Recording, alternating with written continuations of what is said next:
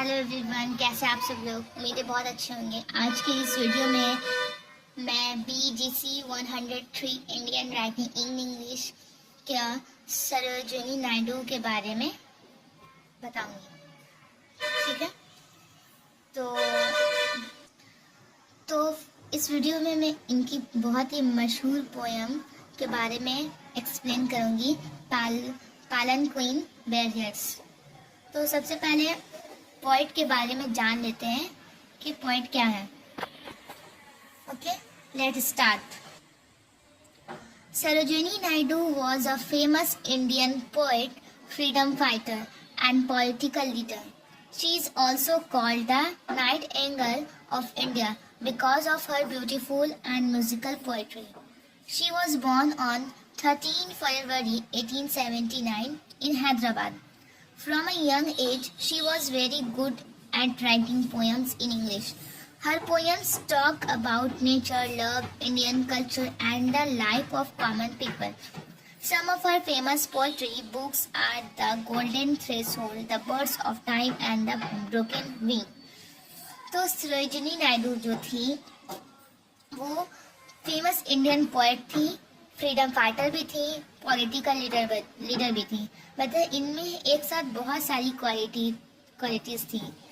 Poet होने के साथ साथ ये फ्रीडम फाइटर भी थी। इन्होंने इंडियन इंडिपेंडेंस के लिए बहुत ही ज़्यादा साथ दिया है, लड़ा है,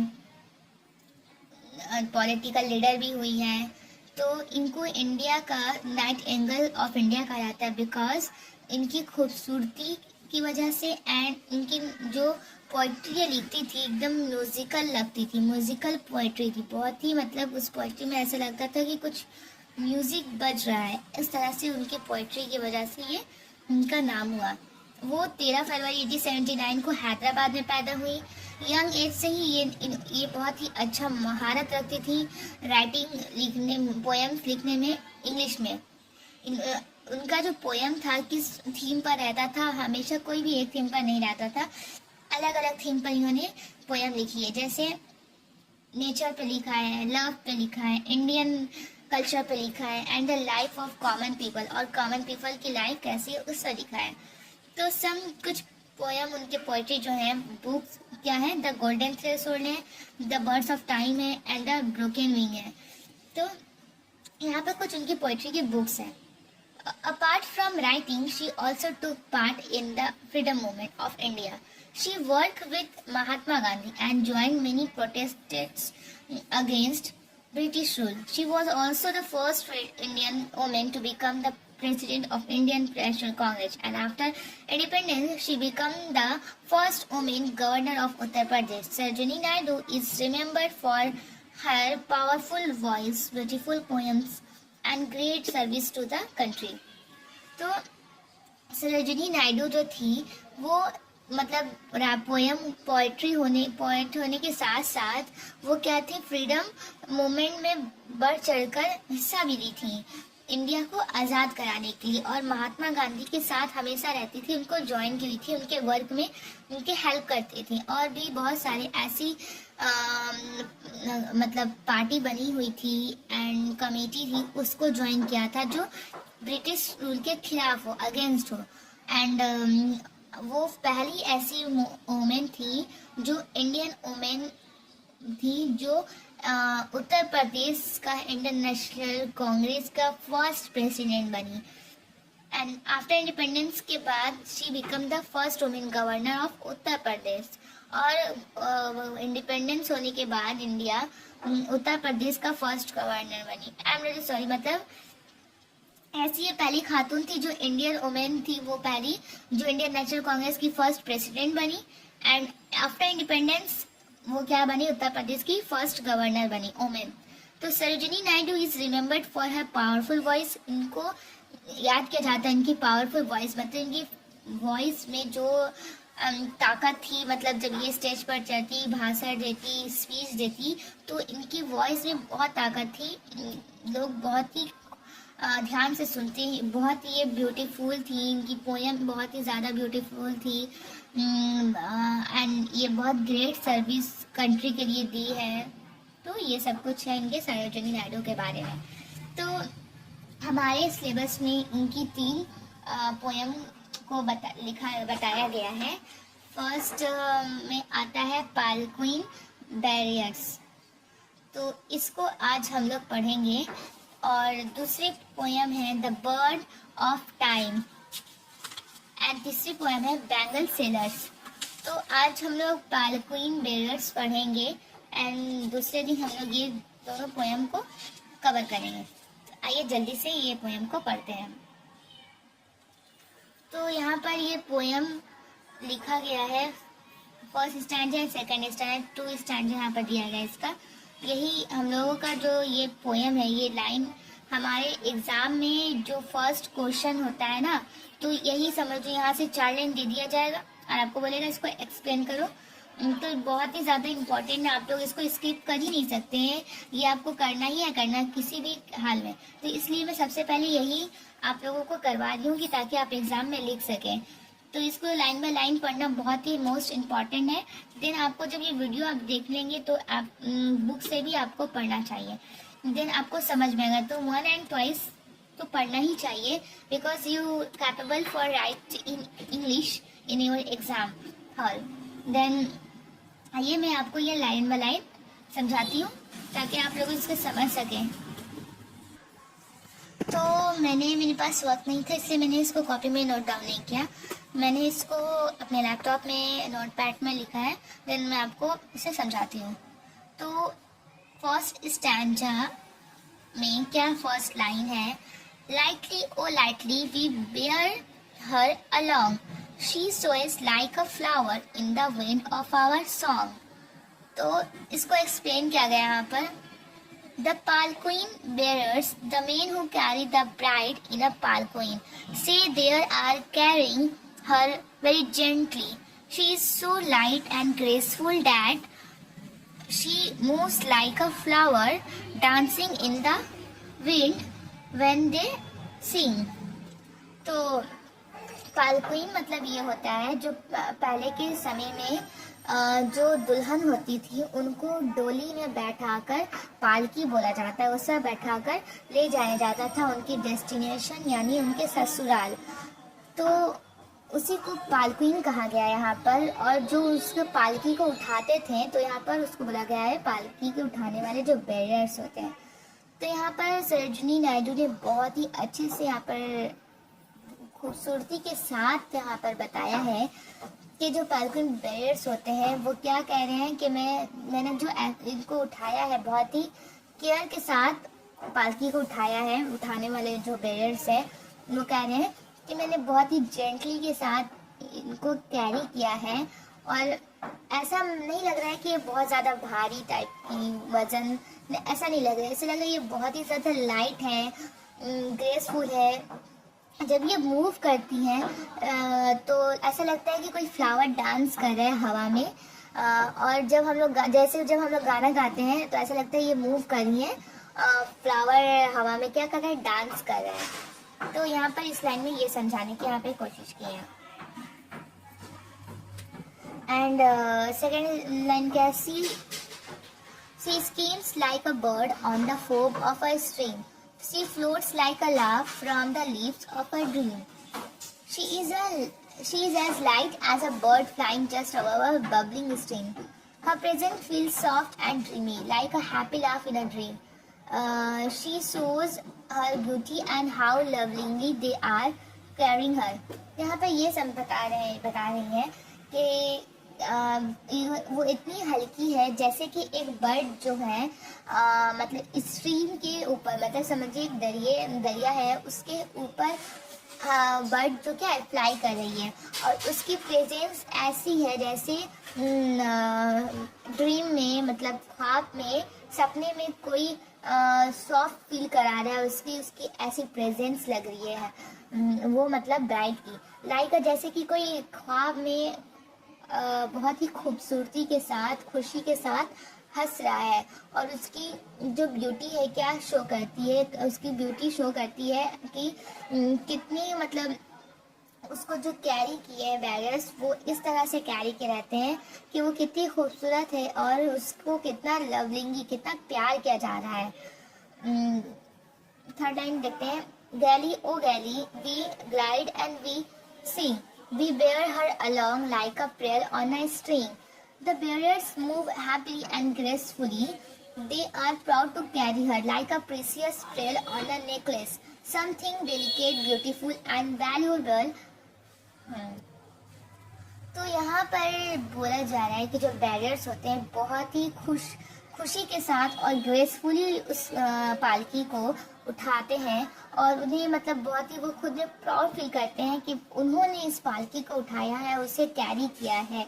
उन्हें ऐसा फील करते हैं, ऐसा महसूस करते हैं जैसे कि उन्होंने कोई मोती को, कोई प्रीसियस मोती को उठाया है अपने हाथों में, जो जैसे कि जो नेकलेस पर मोती रहती है। तो उन्हें ऐसा लगता है कि ये बहुत नाजुक है, बहुत ही ज़्यादा खूबसूरत है और बहुत ही ज़्यादा वैल्यूबल है।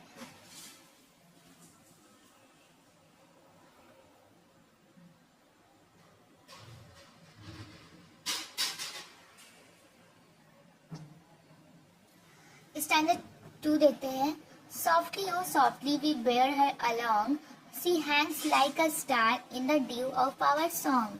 Now they say they are carrying her very softly. She shines and sparkles in their song, like a star glowing among morning dew, pure and gentle. अब वो कह रहे हैं कि ये इतनी सॉफ्ट है, इतनी सॉफ्ट है, इसको हम लोगों ने जो कैरी किया है बहुत ही ज़्यादा ये सॉफ्ट है, एंड ये ऐसे चमक रही है जैसे मतलब देयर सॉन्ग, मतलब जब वो गाना गा रहे हैं तो उस गाने में लग रहा है ये बहुत ही ज़्यादा चमक रही है, एकदम स्पार्कल से, एकदम उसकी जो सूरज की किरणें जो रोशनी होती है पूरी फैली हुई है, इस तरह के उन्हें ऐसा महसूस हो रहा है। मतलब वो जो गाना गा रहे हैं और अपने गाने के साथ बहुत ही अपने में मस्त हैं, धुन के साथ वो एकदम उन्हें ऐसा इमेजिन कर रहे हैं, ऐसा इमेजिनरी है जैसे वो कहाँ चले गए हैं, जो बहुत ही ज़्यादा खुश हैं, एकदम जन्नत टाइप में उन्हें ऐसा महसूस हो रहा है। और वो कह रहे हैं कि जब मैं गाना गा रहा हूँ तो ऐसे चमक रही है जैसे सुबह की मॉर्निंग जब होती है और जब ओस गिरता है तो उस वक्त कोई स्टार ऐसा उसके बुन में जो शबनम होती है पत्ते पर कोई ओस गिरा रहता है, मोती की तरह रहता है एंड वो स्टार की तरह चमकता है, तो ऐसे वो चमक रही है, पूरी pure and gentle. She springs like a beam on the brow of the tide. She falls like a tear from the eyes of a bride. She moves forward like sunlight reflecting on waves, full of life and home, but at the same time she is like a tear from a bride's eyes, showing both happiness and sadness as she leaves her home. यहाँ पे बताया गया है कि वो जब move करती है, आगे तरफ बढ़ती है, ऐसा लगता है कि जैसे सनलाइट जो है, जब कोई मतलब वेव्स, सनलाइट का जो वेव होता है रिफ्लेक्ट करता है और रोशनी मतलब सनलाइट एक वेव की तरह निकल के आती है, वैसा वो लग रहा है कि मूव कर रही है। उसकी लाइफ जो है पूरी होप उम्मीद के साथ है, मतलब वो ब्राइड है एंड वो एक न्यू लाइफ में एंटर कर रही है, तो पूरी फुल ऑफ लाइफ जो है उसकी होप, एक उम्मीद के साथ वो आगे बढ़ रही है। और उस वक्त सेम टाइम में ऐसा वो लग रहा है जैसे कि वो ऐसा लग रहा है जैसे कि वो गिर रही है, कैसे, जैसे एक ब्राइड के आँख से, दुल्हन के आँख से क्या होता है, आंसू जैसे निकलता है, उसी तरह से ऐसा लग रहा है कि वो गिर रही है। कि मतलब यहाँ पर ये शो कराया जा रहा है कि दुल्हन जो है हैप्पी भी है और सैड भी है। हैप्पी इसलिए है कि वो न्यू लाइफ में एंटर कर रही है एंड सैड इसलिए है कि वो अपने पुराने घर को छोड़कर जा रही है। Lightly, oh lightly we glide and we see, we bear her along like a pearl on a string. The poem ends with the same lines as before, showing the beauty, dream and care with which they carry her like a precious pearl again. तो last line में फिर से जो poet है फिर से ये सब दिखाए हैं, सेम लाइन को फिर से दोहराए हैं कि वो कितनी खूबसूरत है, कितनी डीप है और हम लोग उसको कितने प्यार के साथ केयर कर रहे हैं। वो हमारे लिए क्या है, बहुत ही ज़्यादा प्रीसियस एक मोती की तरह है। Again second please.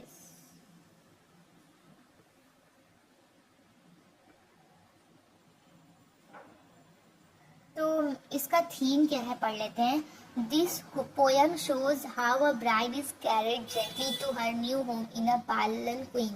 It shows the mix of emotions, joy, beauty, love, and sadness through soft images like flowers, birds, prayers, stars, and tears. The bearers feel proud and respectful towards the bride. मतलब last time में यही समझा रहे हैं कि एक bride को कितने केयर के साथ, कितनी सॉफ्टली के साथ उसके पालकी को उठाया जाता है, और उसकी जो लाइफ होती है और उस वक्त उसका जो इमोशन होता है मिक्स होता है, नो जॉय भी होती है, खूबसूरत भी होती है, उसे लव भी किया जाता है, और वो साथ ही साथ दुख भी होती है कि मतलब वो छोड़ के जा रही है। एंड उस यहाँ पर सॉफ्ट इमेजेस यूज़ किया गया है समझाने के लिए कि फ्लावर्स कभी बोला गया है, कभी बर्ड्स बोला गया है, कभी प्रेयर्स मोती बोला गया, कभी स्टार्स, कभी टेयर्स। मतलब ये सारे इमेजेस इस पोएम में यूज़ हुए हैं, और भी ज़्यादा ये सारे इमेजेस को यूज़ करके ये पोएम जानदार हो जाता है एकदम। और ये जो बैरियर्स हैं क्या फील करते हैं, बहुत ही ज़्यादा प्राउड और रिस्पेक्टफुल फील करते हैं। मतलब ब्राइड को उठाने के लिए, मतलब वो बहुत ही ज़्यादा अपने आप को खुश समझते हैं। देन यहाँ पर मैं आप लोगों को ये बताऊंगी, जैसे एग्ज़ाम में क्वेश्चन में ये आ जाता है कि हाँ, आपको एग्ज़ाम में ये लाइन एकदम मस्टली, मतलब लाइन नहीं, मतलब ये आता है ऐसा पोयम, जो बहुत सारा पोयम है ना ऐसा, तो आ जाएगा इसमें से 4 लाइन आ गया तो आपको बोलेगा इसे एक्सप्लेन करो इजी से, मतलब एक्सप्लेन करो अपने लैंग्वेज में, कैसे आप एक्सप्लेन करोगे। तो इसका मैंने भी आप लोगों के लिए लिखा है कि कैसे आप एक्सप्लेन कर सकते हैं इसे बहुत ईजी तरीके से। तो palanquin बैरियर्स जो है, समझ लीजिए ये लाइन आ गया, she floats like a laugh from the leaves of a dream, gaily O gaily we glide and we singing, we bear her along like a pearl on a string. ठीक है, तो इसे आप लोगों को एक्सप्लेन करना है, तो आप लोग कैसे एक्सप्लेन करेंगे। तो सबसे पहले आप लोगों को क्या एक्सप्लेन करना होगा, name of the poem and poet. Poem का नेम बताइएगा एंड पोएट का बारे में कुछ थोड़ा बताइएगा। तो कैसे, ऐसे यहाँ पर, this lines are taken from the poem palanquin bearers written by Sarojini Naidu. The poem was first published in her poetry collection, The Golden Threshold, in 1905. मतलब ये पोएम किस कलेक्शन से लिया गया है, द गोल्डन थ्रेशोल्ड से 1905। मतलब ये मस्टली लाइन ऊपर में आपको लिखना ही लिखना है। उसके बाद इसका कंटेक्स्ट बताइएगा, मतलब background of the poem, poem का बैकग्राउंड क्या है। तो in this poem Sarojini Naidu describe how palanquin bearers carry a bride to her new home. These bearers scenes as they carry her gently, showing her grace and beauty. The lines show both joy and sadness, the joy of the bride's new life and the sorrow of leaving her old home. तो ऐसे आप लोगों को background देना है line का। And third number में आपको क्या एक्सप्लेन करना है, एक्सप्लेन द गिवन लाइन्स। जो भी लाइन दिया रहेगा उसको आप लोगों को अच्छे से एक्सप्लेन करना है। तो जो लाइन दिया गया उसको मैंने यहाँ पे एक्सप्लेन किया है। In this lines the poet compares the bride to a soft laugh in a dream and a prayer on a string. This shows how delicate, beautiful, and precious she is.